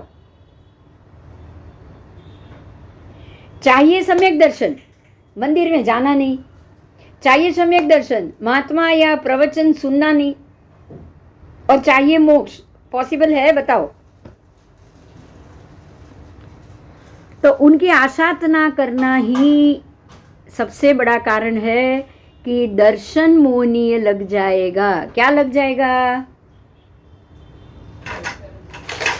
दर्शन मोहनीय। हाँ, हमारे दर्शन जो हम बोलते हैं ना, ज्ञानांतराय, फिर दर्शन अंतराय, दर्शनावरण। दर्शनावरण का कारण क्या है? सम्यक दर्शन ना होना और सम्यक दर्शनी की आशातना करना। समझ में आया? हाँ। तो अब किसी की भी आशातना सोचने से, किसी का बुरा सोचने से, किसी का मतलब बिल्कुल इन सब चीज़ों से दूर जाने से, इनका अपमान करने से, इनकी जितनी भी आशातना की, जो हम बोलते हैं कि मंदिर की कितनी है, 84 आशातना ना, देव संबंधी, और 33 आशातना गुरु भगवंतों की, बराबर। तो ये आशातना वो सोच देख लो, शांति से उसको पढ़ लो और उसका त्याग सोचो अभी से ही मन में। अगर उसका त्याग नहीं हुआ ना तो गलती से भी हम ये बड़ी गलती कर लेंगे और सम्यक दर्शन हमारे से दूर ही रहेगा। समझ में आया? अनेक जीवों की ना, वो तो हो गया। तो ये है कारण कि अनेक जीवों की अपेक्षा से सम्यकत्व का अंतर नहीं है, लेकिन सम्यक दृष्टि जीव की सत्ता सर्वकाल में होती है। मतलब सर्वकाल में सम्यकदर्शी है और सर्वकाल में साधु भगवान भी है और है। सर्वकाल में परमात्मा, तीर्थंकर परमात्मा भी है और है। तो अब हमारे लिए सम्यक दर्शन की आराधना सरल हो गई। यही कारण है कि आपको सुबह प्रतिक्रमण में जीर्ण पूजा, जीर्ण स्तुति दोनों बताई गई है और उसमें खास करके सीमंदर भगवंत का ही चैत्य वंदन रखा गया है। रखा है कि नहीं? क्योंकि ये काल में सीमंदर परमात्मा मतलब तीर्थंकर परमात्मा है और है, बराबर। आप देखोगे ना तो पुष्कर वर ही आएगा। मतलब पुष्करा वर्त अर्ध पुष्कर तक के 2.5 द्वीप के सभी महात्मा को आप वंदन कर रहे हो कि नहीं कर रहे हो? बोलो। क्योंकि ये सर्वकाल की सत्ता है। चलो, अब ये हो गया, ये आवश्यक मूल सूत्र की वृत्ति का ये कथन है। अब हम आगे जाएंगे। कारक, रोचक और दीपक 3 प्रकार के समकीत होते हैं। कारक समकीत, रोचक समकीत, दीपक समकीत। ये सुना है कभी दीपक संकेत? तो मुझे बहुत अच्छे से पता था। आपको पता है दीपक संकेत क्या है?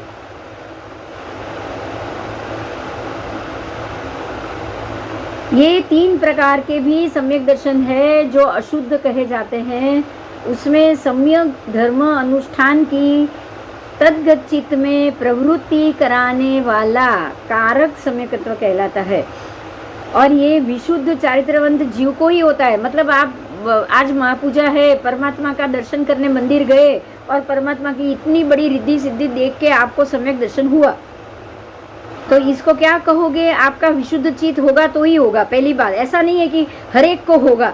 देखो, एक ये सारी चीज़ बहुत क्लियर करनी जरूरी है, क्योंकि अगर ये सोच के अगर सारे के सारे मंदिर में महापूजा होने लगेगी ना, तो उसमें कुछ और अलग प्रकार से जीवों की, पुष्पों की विराधना भी बहुत होती है कि नहीं होती है? बताओ। एक कारण ये बोला जाता है कि ये दर्शन करने से बहुत सारे जीवों को सम्यक दर्शन होता है। यहाँ हमें एक मुद्दा ये भी समझना है, सम्यक दर्शन उसी को होगा जो विशुद्ध स्थिति में गया होगा।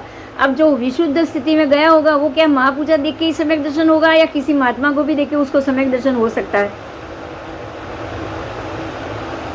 महात्मा ने जो नहीं था। हाँ, हो सकता है। क्या उसके लिए आपको हर एक मंदिर में हर एक साल में ऐसे 20-25 महापूजा होगी तो वो महापूजा के कारण उसको सम्यक दर्शन हो रहा है, ये हम कैसे मान ले? बताओ, पॉसिबल है ये बात?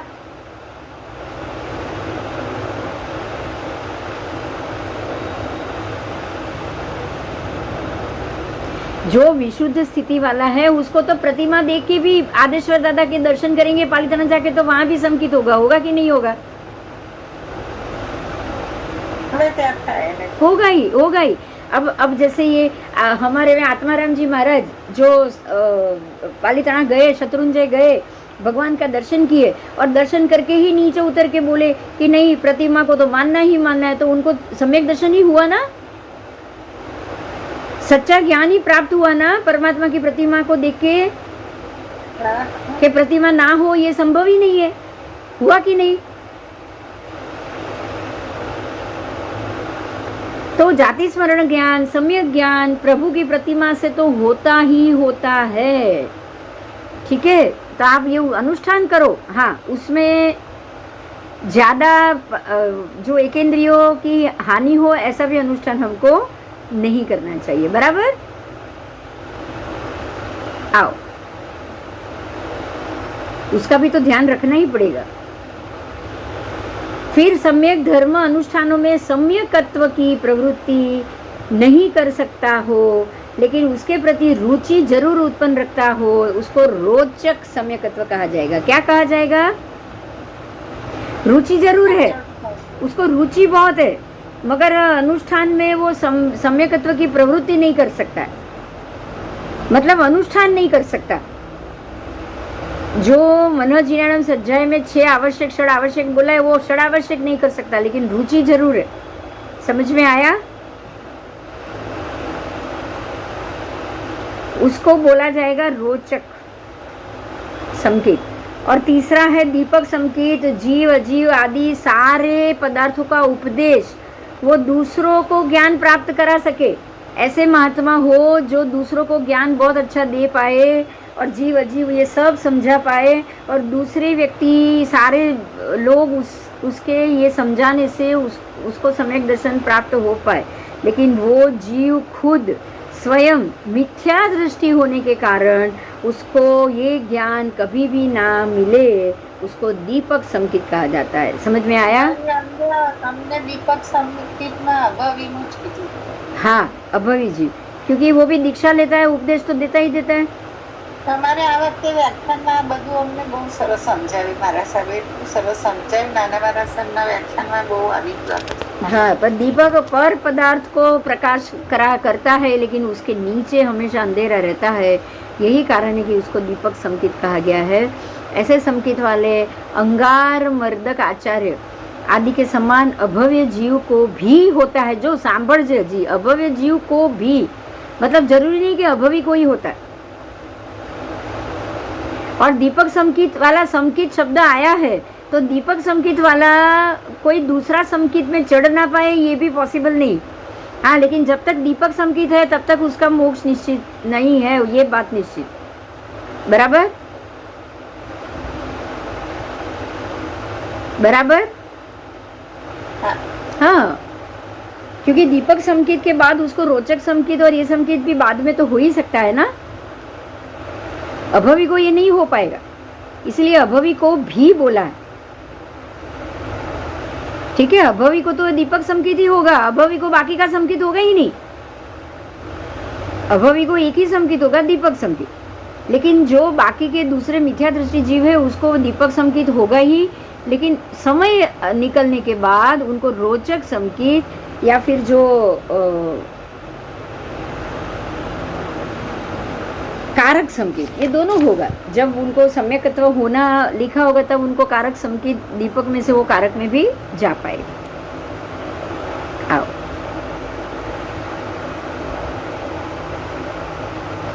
और भी सम्यकत्व के अनेक भेद होते हैं, ये 3 तो आपको खाली बताए हैं, लेकिन अनेक भेद होते हैं। तो 1 प्रकार से, 2 प्रकार से, 3 प्रकार से, 4, 5 ऐसे ऐसे ऐसे ऐसे 10 प्रकार के भी सम्यकत्व भेद शास्त्र में बताया गया है। द्रव्य आदि कारक, द्रव्य आदि तथा कारक आदि उपशम आदि भेद से भी सम्यकत्व कहा गया है। विसर्ग मतलब स्वाभाविक रूप से भी सम्यकत्व प्राप्त हो तो उसको भी विसर्ग संकित कहा है। गुरु महाराज के उपदेश से प्राप्त हो तो भी वो 2 प्रकार से वो सम्यकत्व प्राप्त होता है। शुद्ध पुंज पुद्गल रूप द्रव्य सम्यकत्व और तत्व रुचि भाव सम्यकत्व और अपौद्गलिक रूप निश्चय सम्यकत्व, पौद्गलिक व्यवहार रूप व्यवहार सम्यकत्व, इस तरह से भी सम्यकत्व के और भेद होते हैं। कारक रोचक दीपक संकेत अथवा उपशम संकेत, क्षायिक संकेत, इस तरह से संकेत के 3 भेद भी होते हैं। उपशम क्षायोपशमिक और क्षायिक सम्यकत्व में सास्वादन मिलाने से 4 प्रकार का सम्यकत्व हुआ और उसमें मिथ्यात्व के पुंज को अंतिम पुद्गल वेदन रूप मिलाने से वेदक सम्यकत्व प्राप्त हुआ। तो इस प्रकार से 5 सम्यक दर्शन हुए। अब 10 सम्यक दर्शन की बात की है। अब मैं 10 सम्यक दर्शन के नाम बोल रही हूँ, ध्यान से सुनो। विसर्ग रुचि सम्यक दर्शन, सबकी डिटेल हम जानेंगे। विसर्ग रुचि, विसर्ग रुचि का मतलब है जीव अजीव पुण्य पाप आश्रय संवर बंध आदि सारभूत पदार्थों में क्षयोपशम की अपनी क्षयोपशम की शक्ति द्वारा गुरु के उपदेश बिना स्वयं जान लेना या जाति स्मरण ज्ञान की प्रतिभा आदि से जान लेना, उसको विसर्ग रुचि संकेत कहा गया है। और ये जिनेश्वर भगवंत कथित द्रव्य क्षेत्र काल भाव अथवा नाम स्थापना द्रव्य भाव है, उसके प्रति वो ऐसा ही है अन्यथा नहीं है, इस प्रकार का गुरु के उपदेश बिना स्वयं ही श्रद्धा धारण करे वो विसर्ग रुचि संकेत है। जो હવે સાંભળ દક્ષા, મને જે રીતની જાણકારી મળી છે એમાં આ સમ્યક દર્શન આવી શકે ખરા?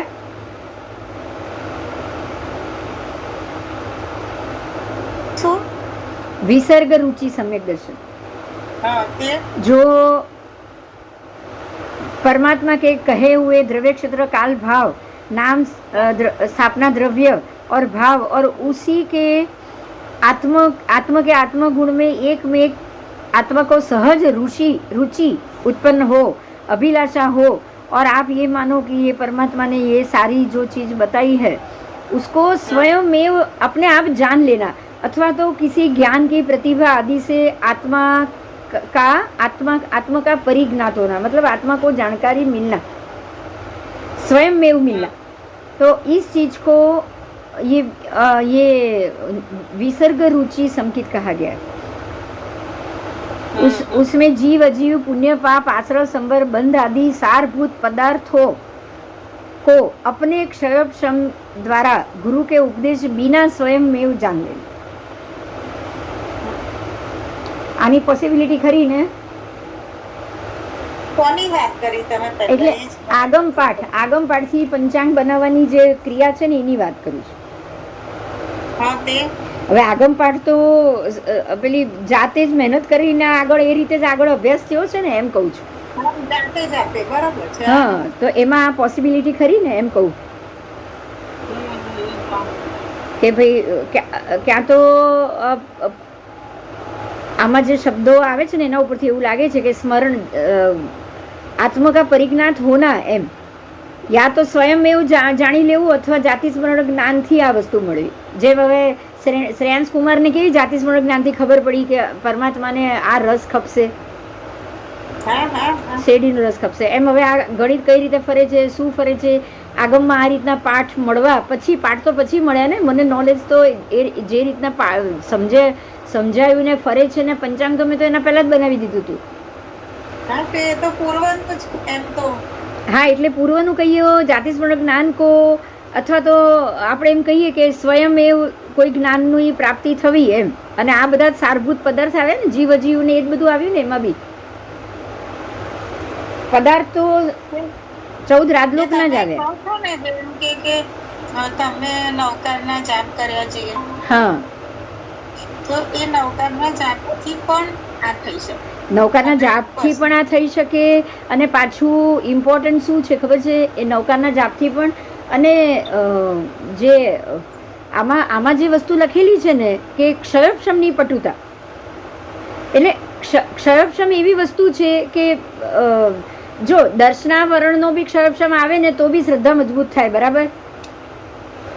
અને ભગવાન કહી ગયા છે, અને આગમ પાઠ એટલે જ્ઞાન આવ્યું. હા, જ્ઞાનનું બી આવી ગયું અને 14 રાજલોકનું પણ આવી ગયું. જીવ અજીવ પુણ્ય પાપ આશ્રય સંવર નવ તત્વ તો 14 રાજલોક ષડદ્રવ્ય બધું જ ભરેલું આવી ગયું. અને ભૂગોળ બી અલગ રીતની જે હું બોલી રહી છું ને એ મને આ કારણ લાગે છે.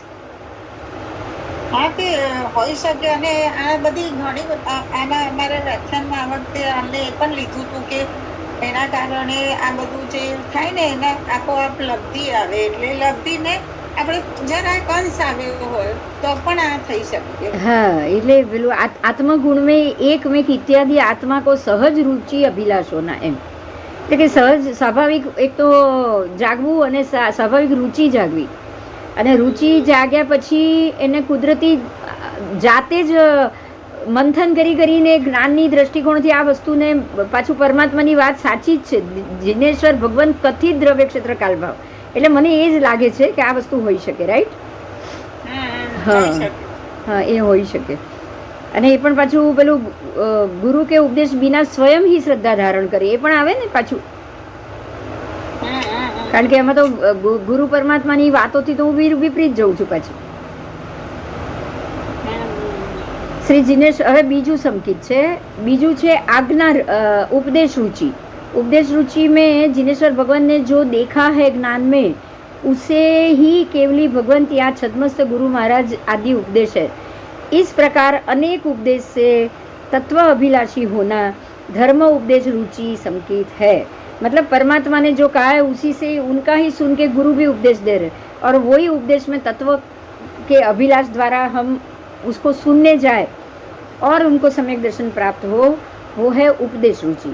उपदेश सुनने के बाद फिर तीसरा है आज्ञा रुचि. तो राग द्वेष मोह आदि दूर होने के बाद तीर्थंकर परमात्मा आदि आचार्य भगवान की आज्ञा द्वारा जीव अजीव पदार्थों को प्रमाण रूप में मानना और उसमें मानने में रुचि रखना, जैसे कि मास्तुष मुनि के समान आज्ञा मानना, वो रुचि संकित है. अब गुरु भगवान ने जो कहा है या भगवान ने जो कहा है वो सही है, और वो सही है तो उसको प्रमाण रूप मान के जो भी मिले, जो भी जानने मिले उसमें श्रद्धा रखना, ये हुआ आज्ञा रुचि. बराबर. अब आगम व्यवहार में अगर हम जाएंगे, अब सोच दक्षा, आगम व्यवहार के अनुसार हम आगम में से पंचांग बना के अगर उसके ऊपर चढ़े तो ये आज्ञा रुचि सम्यकत्व मजबूत होगा ना. होगा ही. उपदेश रुचि भी होगा और आज्ञा रुचि भी होगा, दोनों होगा. बोल. उसके बाद आ रहा है सूत्र रुचि, वो भी होगा. देख, अंग उपांग आदि सूत्र के पठन पाठन, अंग बाह्य सूत्रों के अभ्यास और द्वादशांगी मतलब 12 अंग के अभ्यास से गोविंद वाचक के समान सम्यकत्व प्राप्त करे तो वो रुचि संकित है. मतलब आगम की पाठ और आगम की जो अपनी जो अभ्यास है, और वो अभ्यास के पठन पाठन द्वारा भी अगर आप उसमें परमात्मा की स्थिति में और ये पंचांग बनाओ और उसके ऊपर चलो तो रुचि संकित भी मिल जाएगा, है ना. हाँ। सूत्र रुचि। उसके बाद है बीज रुचि। अब बीज रुचि की बात की है, तेल का बिंदु मान के, तेल का बिंदु अगर आप तेल में एक पानी का बिंदु डालो तो चारों तरफ फैल जाएगा। ऐसे ही जीव आदि एक पद रुचि हो जाने से अनेक पद रुचि तरफ चले जाए। एक पद में रुचि आ गई, वो अनेक रुचि अपने आप स्वाभाविक हो गई। हाँ हाँ, तो उसको भी बीज रुचि समय, मतलब आपको एक बीज पड़ गया तो अब आपके अंदर उसकी वृद्धि होती रहेगी, होती रहेगी। तो जिस आत्मा ने 11 अंग रूप श्रुत ज्ञान, दृष्टिवाद उपांग और उत्तराध्ययन आदि प्रकीर्ण को अर्थ रूप में जाना है, वो आत्मा अभिगम रुचि संकितमय भी होगा। तो ये जो छठा नंबर है वो है अभिगम रुचि, उस तरफ का अभिगम होना। और अभिगम होना भी सम्यक दर्शन नहीं है तो आपको अभिगम भी नहीं आएगा। मतलब कि जो 11 अंग श्रुत ज्ञान दृष्टिवाद उपांग जो 12वां अंग है, वो फिर उत्तराध्ययन आदि प्रकीर्ण को अर्थ रूप में जानना, मतलब इसको पढ़ना, ये जो ज्ञान है वो भी आत्मा को अभिगम रुचि सम्यक दर्शन जरूर देता है। तो ये जैसे जैसे पढ़ते जाओगे आपका अभिगम, उसकी तरफ का अभिगम बढ़ता जाएगा। उसके बाद है 7 नंबर विस्तार रुचि। तो धर्मास्तिका आदि सर्वद्रव्यों के भावों को और उसके सभी पर्यायों के साथ जिसने सर्व प्रमाण और नए निक्षेप आदि से विस्तार से जानने की इच्छा की। देखो आप सबने जाना है, ध्यान देना, जब भी धर्मास्तिकाएं हो तो निश्चय नय से भी जाना, व्यवहार नय से भी जाना, ना जाना कि नहीं जाना बताओ पहले ही स्टैंडर्ड में। तो आपको ये सारा द्रव्य को ऐसे निश्चय नय से और व्यवहार नय से इसके निक्षेप आदि विस्तार से जानने की इच्छा हो और वो जानो, उसको विस्तार रूपी सम्यक दर्शन कहा जाएगा। फिर आएगा उसके बाद 8वां है क्रिया, क्रिया रूपी सम्यक दर्शन। तो दर्शन ज्ञान चारित्र में, तप द्वारा, तप में, विनय में, पंच समिति, 3 गुप्ती रूप क्रिया, 12 तप 6 अभ्यंतर 6 बाह्य, क्योंकि विनय और तप सब उसी में आ जाएगा। उसी के अंदर भाव रखना, उसकी क्रिया में, आचार में भाव रखना और वो क्रिया भाव सहित करना ही क्रिया रुचि संकेत कहलाता है। मतलब अगर हम ये क्रिया ही ना करें और ऐसे ही सम्यक दर्शन रखें और क्रिया ही ना करें तो क्रिया रुचि संकेत कहाँ से आएगा बताओ। अब ज्ञान और क्रिया दोनों जरूरी है कि नहीं? એટલે તો એમ લખવું છે કે જ્ઞાન ને ક્રિયા સાથે हाँ, साथे अगर आज भरत राजा को सम्यक दर्शन केवल ज्ञान हुआ है ना तो भी उनकी अंगूठी से उंगली से अंगूठी निकलने के बाद उन्होंने जैसे ऐसी सादी उंगली देखी तब उन्होंने सोचा कि हकीकत में पुद्गल कुछ नहीं है, ये सारी शोभा, मेरे शरीर की शोभा जो हो रही थी वो अंगूठी के कारण थी, बाकी शरीर में कुछ नहीं है, ये शरीर बिल्कुल पंचमहाभूत जैसा आग में जल के खत्म होने वाला है, कोई उसकी कोई सार शोभा है नहीं। जब ये वैराग्य आया तब उनको केवल ज्ञान हुआ है, पता है ना? हाँ, और वो भाव संकीर्ति श्रावक की तरह रहते थे। देशवीरति सर्ववीरति उनके अंदर आई थी, नहीं आई होती तो वो भी क्रिया से देशवीरत और सर्ववीरत की क्रिया ना हो, भाव क्रिया ना होती, और देशवीरति की तो शारीरिक क्रिया ही आ गई ना, क्रिया ही आ गई ना देशवीरति श्रावक में तो है ही। इसी ભરત રાજા જ્યારે ત્યાં આગળ ગયા હતા ને, જ્યારે એમનું નામ લખવા, हाँ, ત્યારે એમને સંકેત આવી ગયું। तभी उनको पता चल गया कि जो अहंकार था, मैंने 3 खंड जीते, इतने 60 हजार वर्ष तक मेहनत की, वो घर के बाहर भटके।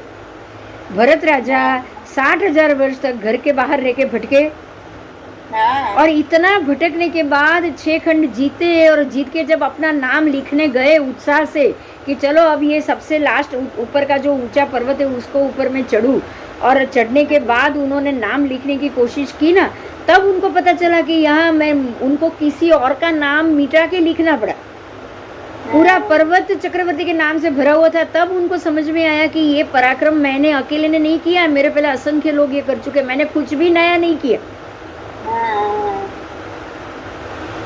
आज अगर मेरे सामने ये पंचांग बना है, मैं आज सोच रही हूँ नया नया नया नया नया, बराबर। हाँ, पण હતું તો हाँ, अगर कहीं केवली की परिषदा या उसमें चली गई और भगवान जो बोल रहे हैं, तब मुझे लगेगा इतने सारे केवली जानते हैं पंचांग, मैंने कुछ नया नहीं किया।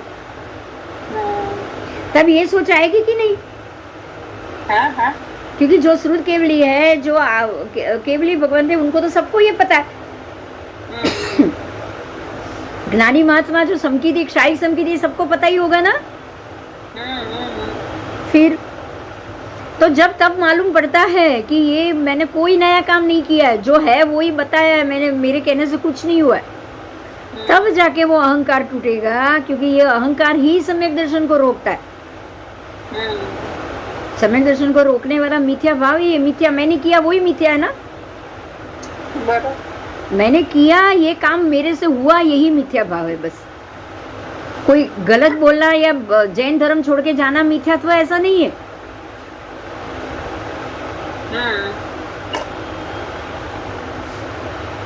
आओ, संक्षेप रुचि, क्रिया रुचि हो गया, क्योंकि क्रिया में भी सम्यक दर्शन होना चाहिए, क्रिया में संभाव होना चाहिए। आप अगर कोई क्रिया कर रहे हो, आप अपनी मिलकत सबको दे रहे हो, बच्चों को बांट रहे हो, तो भी उसमें भी संभाव होना चाहिए।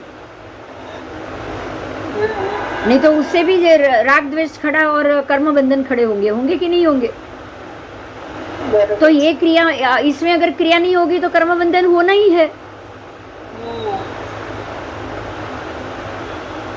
आओ, उसके बाद है क्रिया रुचि हो गया, उसके बाद है संक्षेप रुचि। अब संक्षेप रुचि में 7 हो गया, 8 हो गया, 9। श्री जिनेश्वर भगवंत के धर्म में आप अगर कुशल नहीं हो और बौद्ध कपिल आदि अन्य धर्मों के अनभिग्रहित हो और कुट बुद्धि से, और उसने कुट बुद्धि स्वीकार नहीं की हो, मतलब आप जिनेश्वर भगवंत में भी, आप जैन धर्म में भी ज़्यादा होशियार ना हो, समझो, और अन्य धर्म की दृष्टि भी आपने स्वीकार ना की हो, तो दोनों ना हो तो ही, क्योंकि दोनों ना है तो आप मध्यम आ गए। अगर वो बुद्धि स्वीकार कर ली तब तो मिथ्यात्व आ गया ना। और जिनेश्वर भगवंत का भी धर्म में कुशल हो गया, तब भी मिथ्यात्व तो दूसरे कारण से भी आ ही सकता है। हाँ, चलो आज का क्लास यहीं पे ख़त्म करते हैं। अब बाकी के जो 2 भेद रह गए हैं वो हम अगले क्लास में करेंगे। जय जी।